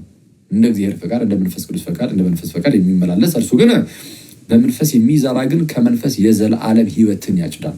በመንፈስ መመላለስ ማለት ወይም በመንፈስ መዝራት ማለት መልካም ስራ መስራት ማለት ነው ባጭሩ። እሱ ለማወቅ ቀጣዩን ጥቅስ አንብቧት። ምን ይላል? ባንዝልም በጊዜው እናጭዳለንና መልካም ስራ ለመስራት አንታክት ይላል። መልካም ስራ ለመስራት አንታክት። እንዲህ ያለ ጳውሎስ በግልጽ ተናግሮ ጳውሎስ እንዲህ ብሎ ተናግሮ አንዳንድ ሰው ይመጣና አይ ይሄ መልካም ስራ መስራት ሆነ ከድህነት ጋር ምንም የሚያገናኘው ነገር የለም የሚል ሰው አለ። በጣም አደገኛ ነው። እና መልካም ስራ ከድህነት ጋር እንዴት ነው የሚገናኘው ከተባለ ዳግም እንድንወለድ አይደለም። የመጀመሪያውን ድህነትን ለማግኘት አይደለም። እሱንም ያለ ስራ በቃ አገኘን። አሁን ስራን የምንሰራው መልካም ስራን የምንሰራው ድህነታችንን ለመፈጸም እንዳንጠፋ፣ አንዴ ከዳን በኋላ እንዳንጠፋ ደግሞ የምንሰራው በራሳችን ነው አይደለም። እሺ በእግዚአብሔር ጸጋ የተቀበልነው ጸጋ ነው እንድናደርግ የሚያደርገንና በእግዚአብሔር ጸጋ እየበረታን እየጠነከርን ቀስ በቀስ ፍሬን እያፈራን እንሄዳለን። ካላፈራን ግን እንቆረጣለን። ጌታችን ነው እንደዚህ ያለን። ኢየሱስም እንዲህ ብሏል። ምን ብሏል? በዮሐንስ ወንጌል ምዕራፍ 15 ከቁጥር 1 ጀምሮ እውነተኛ የወይን ግንድ አባቴ ነው። እውነተኛ የወይን ግንድ እኔ ነኝ፣ ገበሬውም አባቴ ነው። እውነተኛ የወይን ግንድ እኔ ነኝ፣ ገበሬውም አባቴ ነው። በእኔ ያለውን ቅርንጫፍ ፍሬ የማያፈራውን በእኔ ያለውን ያለው ክርስቶስ እውነተኛ የወይን ግንድ ነኝ ብሎ ግን በእርሱ ያለ ቅርንጫፍ ሆኖ ፍሬን ካላፈራ ምን ይደረጋል? አባቴ ይቆርጠዋል። የሚያፈራውን ግን አብዝቶ እንዲያፈራ ያጠራዋል ይላል። የሚያፈራ ግን ሲታይ አብዝቶ እንዲያፈራ ደግሞ ያጠራዋል። ትንሽ ስታፈሩ አብዝታችሁ እንድታፈሩ እያጠራችሁ እዚህ ይሄዳል። ማናፈራ ፍሬን ጭራሽ ማናፈራ ከሆነና እንደው እምቢ የምንል ከሆነ ግን እግዚአብሔር በቃ እሱ ይቆርጠናል። እምቢ የሚሉት ራሳቸው እነማን ናቸው? ኢቭን በክርስቶስ ሆኖ ራሱ ማለት ነው። በእኔ ያለውን ቅርንጫፍ ነው ያለው ኢየሱስ። አይ እነዚህ ሲጀምር አላመኑም ይላል አንዳንድ ሰው። ኧረ በክርስቶስ የሆነ ሳያምን ማንም ሰው በክርስቶስ መሆን አይችልም። ሰው በእኔ ያለውን ቅርንጫፍ ነው ያለው። እውነተኛ የወይን ግንድ እኔ ነኝ። እችን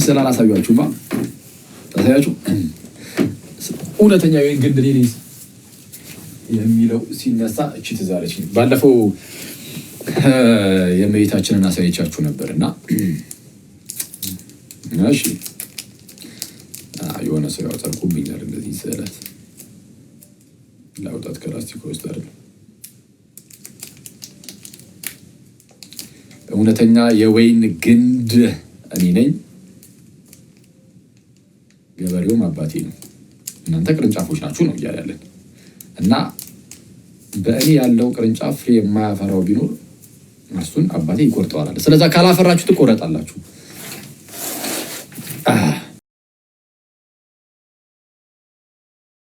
ዳራን አንዴ ቆይሲ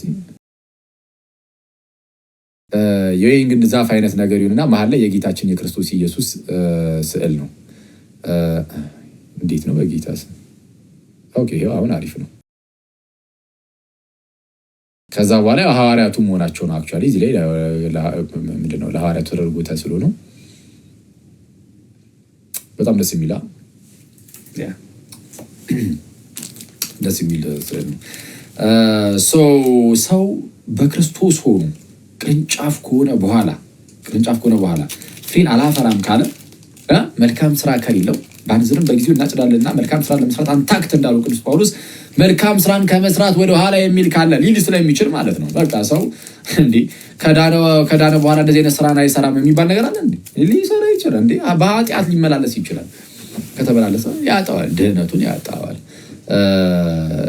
በመጀመሪያ ቆሮንቶስ መልእክት ምዕራፍ 5 ላይ አደገኛ ሰው ተጠቅሶ ይል እንዴ እንደዚህ ያለ ኃጢአት በአሕዛብ ዘንድ እንኳን አይሰማም እኮ ብሏል ጳውሎስ።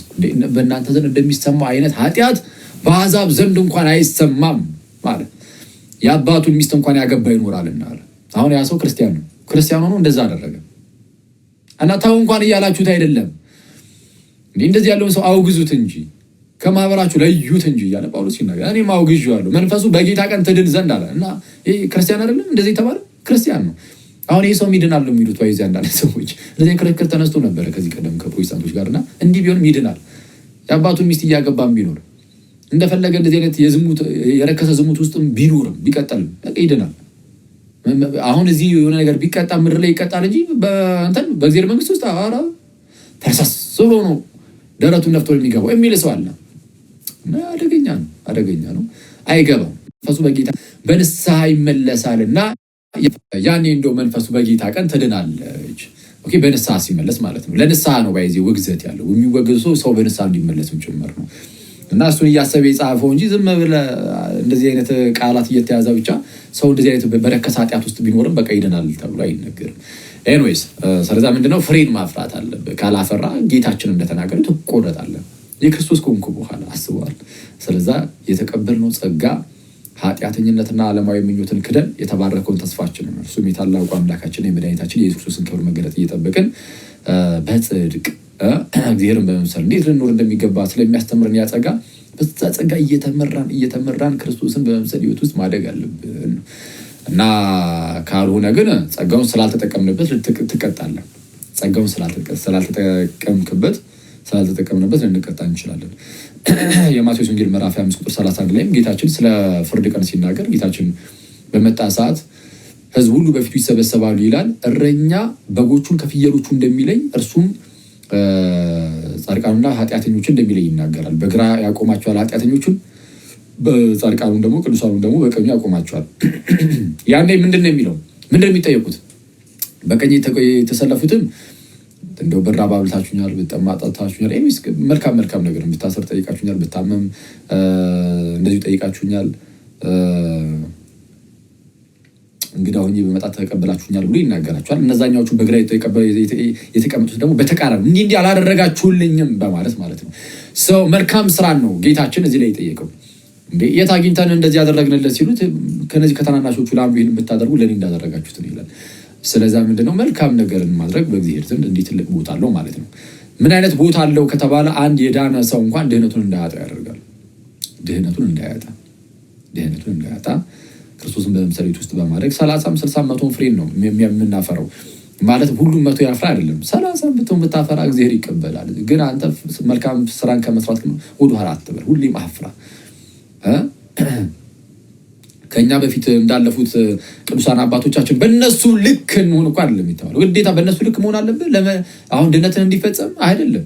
እንደዛ መሆን አለብህ ብንችል እንደዛ ነው መሆን ያለብን። የተጠራ ነው እንደውም ክርስቶስን ለመምሰል የተጠራ ነው። ስለዚህ ለፐርፌክሽን የተጠራ ነው፣ ለፍጽምና የተጠራ ነው።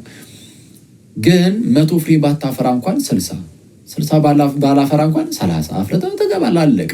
አይቷል። የምታፈራበት መጠን ሊለያይ ይችላል። ሁሉም ሰው በቅዱስ ጊዮርጊስ ወይም በቅዱስ ተክለ ሃይማኖት ወይም ደግሞ በሌሎች ቅዱሳን ልክ ካልሆነ አትገባም። እንደዛ አይደለም። ፍሬን እናፍራ። አንዱም 30 አንዱም 60 አንዱም 100 ያፈራል። እና በቃችን እያሰብን እንኳን የለም ያን ሁሉ እንኳን ምናምን ብለን እንኳን እንዳንዘናጋ 30 ለማፍራት ስትነሳ በጥቂቱ ታምን የለ እግዚአብሔር ደግሞ ይሾምና በ60 እንድታፈራ ያደርጋል። እሱ ስታፈራ እግዚአብሔር ደግሞ ሌላ ደግሞ 100 እንድታፈራ እንደዛ ነው እያደረገ ሊያሳድገን የሚችለው። ስለዛ የሆነ እግዚአብሔር ሊቀጣን ነው ምናምን በሚል እንደዚህ አይነት እንትን ውስጥ ሆነ ሳይሆን በቃ እግዚአብሔር አምላካችን ነው፣ ለእርሱ የምንገዛ ነን፣ ባሪያዎቹ ነን። እኛ አባታችን እኛም ልጆቹ ብቻ ሳይሆን አምላካችን ባሪያዎቹም ጭምር ነን፣ ተገዢዎቹም ጭምር ነን። በፍቅር ልጁ ኢየሱስን ከላከልን ለእኛ ይህ ብቸኛ ልጁን ከሰጠን እኛ ደግሞ እኛ ራሳችን አሳልፈን እንዴት አንሰጥም ለክርስቶስ ኢየሱስ ብለን በፍቅር መነሳት። ስለዚህ ከፍቅር ነው የሚመነጨው። እንደነዚህ አይነት ስራዎች ከፍቅር የሚመነጩ ናቸው። በፍቅር ሆኖ የሚሰራ እምነት ያለው ለዛ ነው። እርሱ ያደናል ማለት ነው። እንደዛ ነው እናንተ ሰዎች። ስለዚህ ድህነትን መፈጸም ይባላል። በዕለት ተዕለት ህይወታችሁ ኃጢአት ስትሰሩ ንስሐ እየገባችሁ ቅዱስ ቁርባን እየተቀበላችሁ ቅዱስ ቁርባን ሁሌ ቶሎ በተቀበልን ቁጥር በመንፈሳዊ ህይወታችን እያደግን እንሄዳለን። ቅዱስ ቁርባን ካልተቀበልን ቀንጭረን እንቀራለን። አብዛኞቻችን ቀንጭረን የቀራ ነው ቅዱስ ቁርባን ስለማንቀበል ነው። ባይዚ አብዛኞቻችን አሁን በመንፈሳዊ ህይወታችን የቀነጨርን እንትን አይደል? ቃሉ ጥሩ ካልሆነ ባላቅም ግን በሚያሳዝን ሁኔታ አሁን ላይ በቃ የሆነ የ20 ምናምን ዓመት ምናምን ቅዱሳን ሆነን መገኘት ሲኖርብን በጣም ክርስቶስን የምንመስል የሚያስደንቅ ህይወት ያለን ሰዎች ሆነን መገኘት ሲኖርብን ግን እኛ ምንም ከአሕዛብ የሚለይ ነገርም የለንም። እውነቱን ለመናገር ምንም ሰው አይቶ ይሄ ክርስቲያን ምናምን ራሱ አይለን የተለየ ነገር አለን። አሁን ስንታይ ራሱ በጌታ ስም ጭራሽ አንዳንዴ አንብስም እንደው እና ስለዛ ሰው አይቶ አስበው ከአሕዛብ እንኳን ካልተለየ በጣም የሚደብረው ክርስቶስን ዝሙት ውስጥ ያልተገባ አይነት ዘፈን ውስጥ ያልተገባ አይነት ዘፈን ውስጥ ልክ መጽሐፍ ቅዱስ ባለው አይነት ዘፈን ማለት ነው። ሌሊቱን ሙሉ እየተዳራ የምታድርበት አይነት ፓርቲዎች ልክ እንደዚህ አይነቶችን ነው በዚህ ዘፈን የሚለው መጽሐፍ ቅዱስ። እንደዚህ አይነት ነገር ውስጥ ስትታይ፣ ዝሙት ውስጥ ብቻ ስትታይ፣ ምቀኝነት ውስጥ ብቻ ስትታይ፣ ተንኮል ውስጥ ብቻ ስትታይ በልብህ ላይ የሆነ ዝም ብለህ አንዳንዴ የአምልኮ መልክ ኑሮን ኃይሉን እስክንክለው ድረስ የምንሆን ሰዎች እግዚአብሔር የምርም በልባችን ላይ ሳይኖር ሲቀር እግዚአብሔር ልባችን ላይ እናስበው አንደበታችን ላይ አለ እንደው እግዚአብሔር እንላለን። ልባችን ላይ እግዚአብሔር እየጠፋ ሲል በቃ እንደዚህ አይነት ሲሆን በጣም አስቸጋሪ ነውና ከአሕዛብ አንለይም ማለት ነው። አምላክ የለም ከሚለው ራሱ አንለይም። እግዚአብሔር ከልባችን ላይ ጠፍቶ አንደበታችን ላይ ብቻ ከቀረ በአንደበታቸው ብቻ ያመልኩኛል እንደተባለው ዝም ብሎ እግዚአብሔር አንደበት ላይ ብቻ ቀርቶ ልብ ላይ እግዚአብሔር ከጠፋ እግዚአብሔር የለም ከሚለው ወዳጅ አትለይም ማለት አንለይም። ከእነሱ በምን እንለያለን? በምንም አትለይም። እና በጣም አስቸጋሪ ነው። ከብዙዎቻችን ልብ ላይ እግዚአብሔር እንዳይጠፋ በጣም መጠንቀቅ አለብን። እግዚአብሔር ከልባችን ላይ ሊጠፋብን ይችላል። በጣም ወደ ኃጢአት ዝም ብለን ስምጥ እያለን ስንሄድ እግዚአብሔርን እየረሳ ነው። ከዛ በኋላ ኃጢአት ለእኛ ኖርማችን ይሆናል። ኃጢአት ምናምን ካላደረግክ እንደውም ከባድ ነው። ኃጢአት ካላደረግክ ኧረ በስመ አብ ምን ሆነ ነው ልትባል ትችላለህ። ስለዛ ኃጢአት እንደ ኖርም ከሆነ ኃጢአት ባህላችን ከሆነ እግዚአብሔር ከልባችን ላይ ጠፍቶ አንደበታችን ላይ ብቻ ይሆናል ማለት ነው። እግዚአብሔር ከልባችን ላይ እየጠፋ አንደበታችን ላይ እና እንደዛ እንዳይሆን ምን ማድረግ አለብን? በመንፈሳዊ ሕይወታችን ማደግ አለብን። አንድ ሕፃን ልጅ ይወለድና ማለት ነው በስጋ እያደገ እንዲሄድ ስጋዊ ምግብ ይሰጠዋል። ስጋዊ ምግብ እየተሰጠው እየበላ በስጋ እያደገ ይሄዳል። በመንፈሳዊ ሕይወታችንም ልክ እንደዚህ ነው ብያቸዋለሁ። በመንፈሳዊ ሕይወታችን አንድ ሰው በመንፈሳዊ ሕይወቱ ዳግም ይወለድና አምኖ ሲጠመቅ ማለት ነው። አምኖ ሲጠመቅ ዳግም ይወለዳል፣ ቅዱስ ቁርባኑ ይቀበላል። ከዛ በኋላ ያ በመንፈስ የተወለደው በቀስ በመንፈስ እያደገ እንዲሄድ መንፈሳዊ መብል ያስፈልጓል። ያ መንፈሳዊ መብል ቅዱስ ቁርባን ነው ጋይስ። እና በሚያሳዝን ሁኔታ ብዙዎቻችን ደግሞ ከቅዱስ ቁርባን ርቀናል ነው። ስለዛ ቅዱስ ቁርባን እየተቀበልን ጠንካራ እየሆንን ጠንካራ ስራን እየሰራ እንኖራለን። አለበለዛ ግን ለምሳሌ አንድ ሰው ምንድነው በስጋዊቱ ማለት ነው እየኖረ ግን ደህና ምግብ የማይበላ ከሆነ ደህና ምግቡን ተውትና ጭራሹን ምግብ አልበላም ቢል እንደ አቅም ኖሮት ራሱ ለስጋው ራሱ ስራን ይሰራል እንዴ? መስራት አይችልም። ለስጋው ስራን መስራት እንዲችል ምግብ መብላት ያስፈልጋል። ምግብ መብላት ያስፈልጋል። አለዛ አቅም ያጣል፣ ስራን አይሰራም። ኖርማሊ የስጋዊ ስራም አይሰራም። ልክ እንደዚህ ሁሉ በመንፈሳዊ ህይወታችን መንፈሳዊ መብል ካልበላን መንፈሳዊ አቅም እናጣለን። ስለምናጣ መንፈሳዊ ስራ መስራት አንችልም። ጥርስቅ አድርገን ምግብን ትበላለህ፣ ስጋዊ ስራ እንሰራለን። መንፈሳዊ ስራ ላይ ግን ወፍ አትሰራም። በቃ አትችልም። ለምን? መንፈሳዊ አቅም የለም። ያለን ሊመስለን ይችላል። አንዳንዴ ግን ዞር ብለን ህይወታችንን ካየነው የለንም። ሲጣራ በጣም አደገኛ ሁኔታ ላይ ነው የምንኖረው እና ስለዛ በጌታ ምህረት ሁሉም ነገር በጌታ ቸርነት ነው የሚሆነው። በጌታ ቸርነት ከቅዱስ ሚስጥር እየተካፈልን ቀስ በቀስ የለም በአንዴትም አናድርግም። ቀስ በቀስ እያደግን ልንሄድ ይገባል ነው እና ፕሊዝ ቅዱስ ቁርባን በጣም ይታሰብበት። ቅዱስ ቁርባን በጣም በህይወታችን ውስጥ በጣም እንደ ቀልድ ያጣነው ነገር ቅዱስ ቁርባን ነው። በጣም ሳናስበው ጥፍት ያለ ነገር ቅዱስ ቁርባን። ህፃን እያለ ትቆርባለህ፣ ከዛ በኋላ ወፍ በጣም አስቸጋሪ ነው እና የቅዱስ ቁርባን ህይወት በጣም መመለስ አለበት። ያኔ አስባችሁታል? አሁን ማለት ከቅዱስ ሚስጥር ቶሎ የሚካፈል ሰው በኃጢአት መቼስ የምወደቀ እንትኑ በጣም ማለት ያው ቀን በቀላሉ እንደዚህ በኃጢአት ዝም ብሎ እንደዚህ አይወድቅም። ኦፍኮርስ አቅምም ቅዱስ ቁርባን ስለሚሰጠው ማለት ነው። ሊወድቅ ይችላል። ኦፍኮርስ በኃጢአት ምንም ግልጽ ነው። ኃጢአት ሊወድቅ ይችላል። ቢወድቅም ይነሳል። ቶሎ ንስሐ ይገባል። እየተባለ ቀስ እያሉ ማደግ ነው። ግን ቢያንስ ግን በጣም ነውረኛ የሆነ ነገር ግን ውስጥ ግን ኢንቮልቭ አያደርግም፣ አይገባም። አስባችሁታል? ኢትዮጵያ ውስጥ ያለውን ጠቅላላ ክርስቲያን ጠቅላላ ኦርቶዶክስ ቆራቢ ብቻ ቢሆን እንዴ ሌላው አምላንም እኮ ያሉት እንተና ቤተክርስቲያናት እኮ ጠቅላላ ቆራቢ እኮ ናቸው። በጣም እኛ ሀገር እኮ በጣም የምናሳዝነው መብራንን በስመ አብ ቤተክርስቲያን በጣም ትልቅ የቤት ስራ እኮ ያለባት ቤተክርስቲያናችን በጣም ትልቅ የቤት ስራ ቤተክርስቲያን ሲባል እኛም ጭምር ማለት ነው። በጣም ትልቅ የቤት ስራ ነው ያለብን። የኢትዮጵያ ቤተክርስቲያን የማታቆርብ ልጆቿን የማታቆርብ ወጣት ልጆቿን የማታቆርብ እንዳትባልብን ቤተክርስቲያናችን በጣም ቅዱስ ቁርባንን በደንብ ልናስብበት ይገባልና ይህ ሁሉ ኢትዮጵያ ውስጥ ያለ ክርስቲያን ቢቆርብ ለምሳሌ እየቆረበ የሚሆኑ በየሳምንቱ እየደሚቆርብ ወይ በየ15 ቀኑ የሚሆን ብቻ በቻለው አቅም ግን ቶሎ የሚቆርብ ቢሆን ንስሐ እየገባ የሚቆርብ ቢሆን ኧረ በስመ አብ አስባችሁታል እንዴ? ኧረ ማለት ሀገሪቱ ሰው መንፈሳዊ አቅም እያገኘን እየሰራን ልንኖር ልናደግ ይገባል። እሱ ድህነት መፈጸም ይባላል ነው። በቃ ድህነት ይሄ ነው የሚል ነገር ሊነሳ ይችላል። አያይዤ ጣል ላደርግላችሁ። የቅዱሳን ምልጃ ትክክል ይጠቅማል። ለምንድን ነው የሚጠቅመው ከተባለ አንድ ሰው እንደዚህ አምኖ ተጠምቆ ቅዱስ ቁርባን ተቀብሎ ከዳነ በኋላ ያ ሰውዬ በመንፈሳዊ ህይወቱ ያው መውደቅ መነሳት አለው አይደል? እና አንዳችን ለአንዳችን እንጸልያለን። ለምሳሌ እናንተ ለኔ ትጸልያላችሁ በእናንተ ጸሎት እንዳሉ ነው ማስበው ነገራችን ላይ ጌታ ኢየሱስ የሚያውቀው ማለት ነው። እያልኩኝ ነበር ቅድም ለአንዱ ወዳጄ ለማን ነው ለዮኒ ለባሮኪ ብቻ ነው እያልኳቸው ነበረ። ኧረ ለጀማው እያልኩኝ ነበር። ኧረ እኔ በስመ አብ የሀገር ጸሎት ነው ያለኝ ማለት እኔም ጸሎት ሳይሆን በጣም የሚጸልይልኝ የሀገር ህዝብ ነው ያለው እና ፊል አደርገዋለሁ እኔ እንደኔ ቢሆን በስመ አብ በጣም እጠፋ ነበርና ግን በጣም የእናንተ ጸሎት ታግዘኛለች እና ልክ የእናንተ ጸሎት እኔን የምታግዝ ከሆነ የቅድስት ድንግል ጸሎት ደግሞ ምን ያህል ያግዘኝ ይሆን? የቅዱሳኑ ጸሎት እናንተንስ ምን ያህል ያግዛችሁ ይሆን? ስለዚህ የቅዱሳኑ ጸሎት በመንፈሳዊ ህይወታችሁ እንድታድጉ ያግዛል። ኦፍኮርስ ያግዘናል፣ ለሁላችንም ማለት ነው። የቅዱሳኑ ጸሎት ያግዘናል እና በቃ እሱ ነው መዳናችሁ እንድትፈጽሙ ያደርጋችኋል። መዳናችሁ እንድትፈጽሙ ወደ ንስሐ እንድትቀርቡ ኃጢአት ሰርታችሁ ቢሆን እግዚአብሔር ኃጢአታችሁን ይቅር እንዲልላችሁ ወደ ንስሐ እንድትቀርቡ ቅዱስ ቁርባን እንድትቀበሉ እንድትበረታቱ እግዚአብሔር ኃይሉን እንዲሰጣችሁ እንደዚህ ያደርጋል። አንድ ሰው ከእናንተ መካከል በመንፈሳዊ ህይወቱ ወደቅ እያለ ያለ ሰው ካለ ለሱ ብትጸልዩለት እግዚአብሔር ሊደርስለት ይችላል። የእናንተን ጸሎት ሰምቶ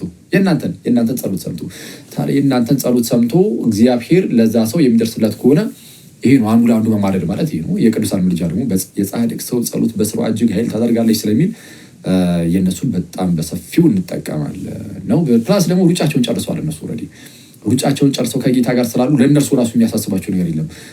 እናንተ እና እኔ እዚህ ጋር አንዳችን ለአንዳችን ብንማልድ ብንጸልይ ሩጫ ላይ ሆነን ነው ለራሳችንም እያሰብን ከዛ ደግሞ አንዳችን ለአንዳችን መማለድ ነው። እነዛ ቅዱሳን ግን ሩጫቸውን እንኳን ጨርሰው ከጌታ ጋር ነው ያሉት። ከጌታ ጋር ሆኖ ለእናንተ ሲያሳስቡ አስቡ። ኧረ በስመ አብ። ከዛ አንጻር ማለት ነው እንደዛ ነው። በቃ የድህነት ትምህርት ተብሎ የሚሰጠው የድህነት ትምህርት ከተባለ ይሄ ነው። ከዚህ ውጭ ያሉ አንዳንድ የሚነገሩ ነገሮች ምናምን ቢኖሩ እንደው ይህን ገዳም የረገጠ እንደዚህ ቢሆን እንደዛ ምናምን የሚሉ ነገሮች እነሱ እንግዲህ ቃል ኪዳን ምናምን በሚል ስም የሚሰጡ ነገሮች ናቸው። እነሱ ከምን አንጻር ራሱ ቃል ኪዳን የሚባለው ራሱ ምንድን ነው የሚለው እሱ በጣም ራሱን ችሎ ትምህርት ያስፈልጋል እነሱን ለመናገር። እሱ ለጊዜ ያዛርጉትና የድህነት ትምህርት ከተባለ ግን በቃ ይሄ ብቻ ነው። የድህነት ትምህርት ተብሎ የሚሰጠው ይሄ ነው። የድህነት ትምህርት ተብሎ እንትን ገዳም ሄደ ስለረገጥክ ትድናለህ የሚል አይጨመርበትም። በቃ የድህነት ትምህርት አሁን ያልኳችሁ ነው። ይሄ ነው እንግዲህ ክርስትናችንን ቤተክርስቲያናችንን ልናውቅ ይገባል። እናንተ ሰዎች የድህነት ትምህርት ላይ ያልገባዋለ። በአጭሩ የድህነት ትምህርት ምንድን ነው ብያችኋለሁ። ሰው ወደቀ፣ ሞተ፣ እግዚአብሔር ሊያድነው ሲፈልግ ልጁ ኢየሱስን ላከለት። ልጁ ኢየሱስ መጥቶ ለዓለም ሁሉ የሚሆን ማስተሰሪያ አድርጎ ራሱን አቀረበ። ስለዛ የዓለም መድኃኒት ተባለ ኢየሱስ። ዓለም ግን እንዲድን ማመን አለበት ክርስቶስን። ስለዛ በክርስቶስ በኩል የተላለፈውን ትምህርት ሁሉ መቀበል አለበት። አምኖ መጠመቅ አለበት። ተጠምቆ ቅዱስ ቁርባን ይቀበላል። እሱ ሳይሰራ እዚህ ስቴፕ ላይ በቃ ይድናል። ዳግም ተወልዷል፣ ድኗል። ከዛ በኋላ የዳነው ሰው ደግሞ ድህነቱን ይፈጽማል። በምን? መልካም ስራን በመስራት። የድህነት ትምህርት ከዚህ ውጭ ያለው አሁን መጽሐፍ ቅዱስ ላይ በጌታ የለውም። አይ ቲንክ እሺ። እና የድህነት ትምህርት በአጭሩ ኦርቶዶክሳዊው ክርስቲያናዊው የድህነት ትምህርት ይህን ይመስላል።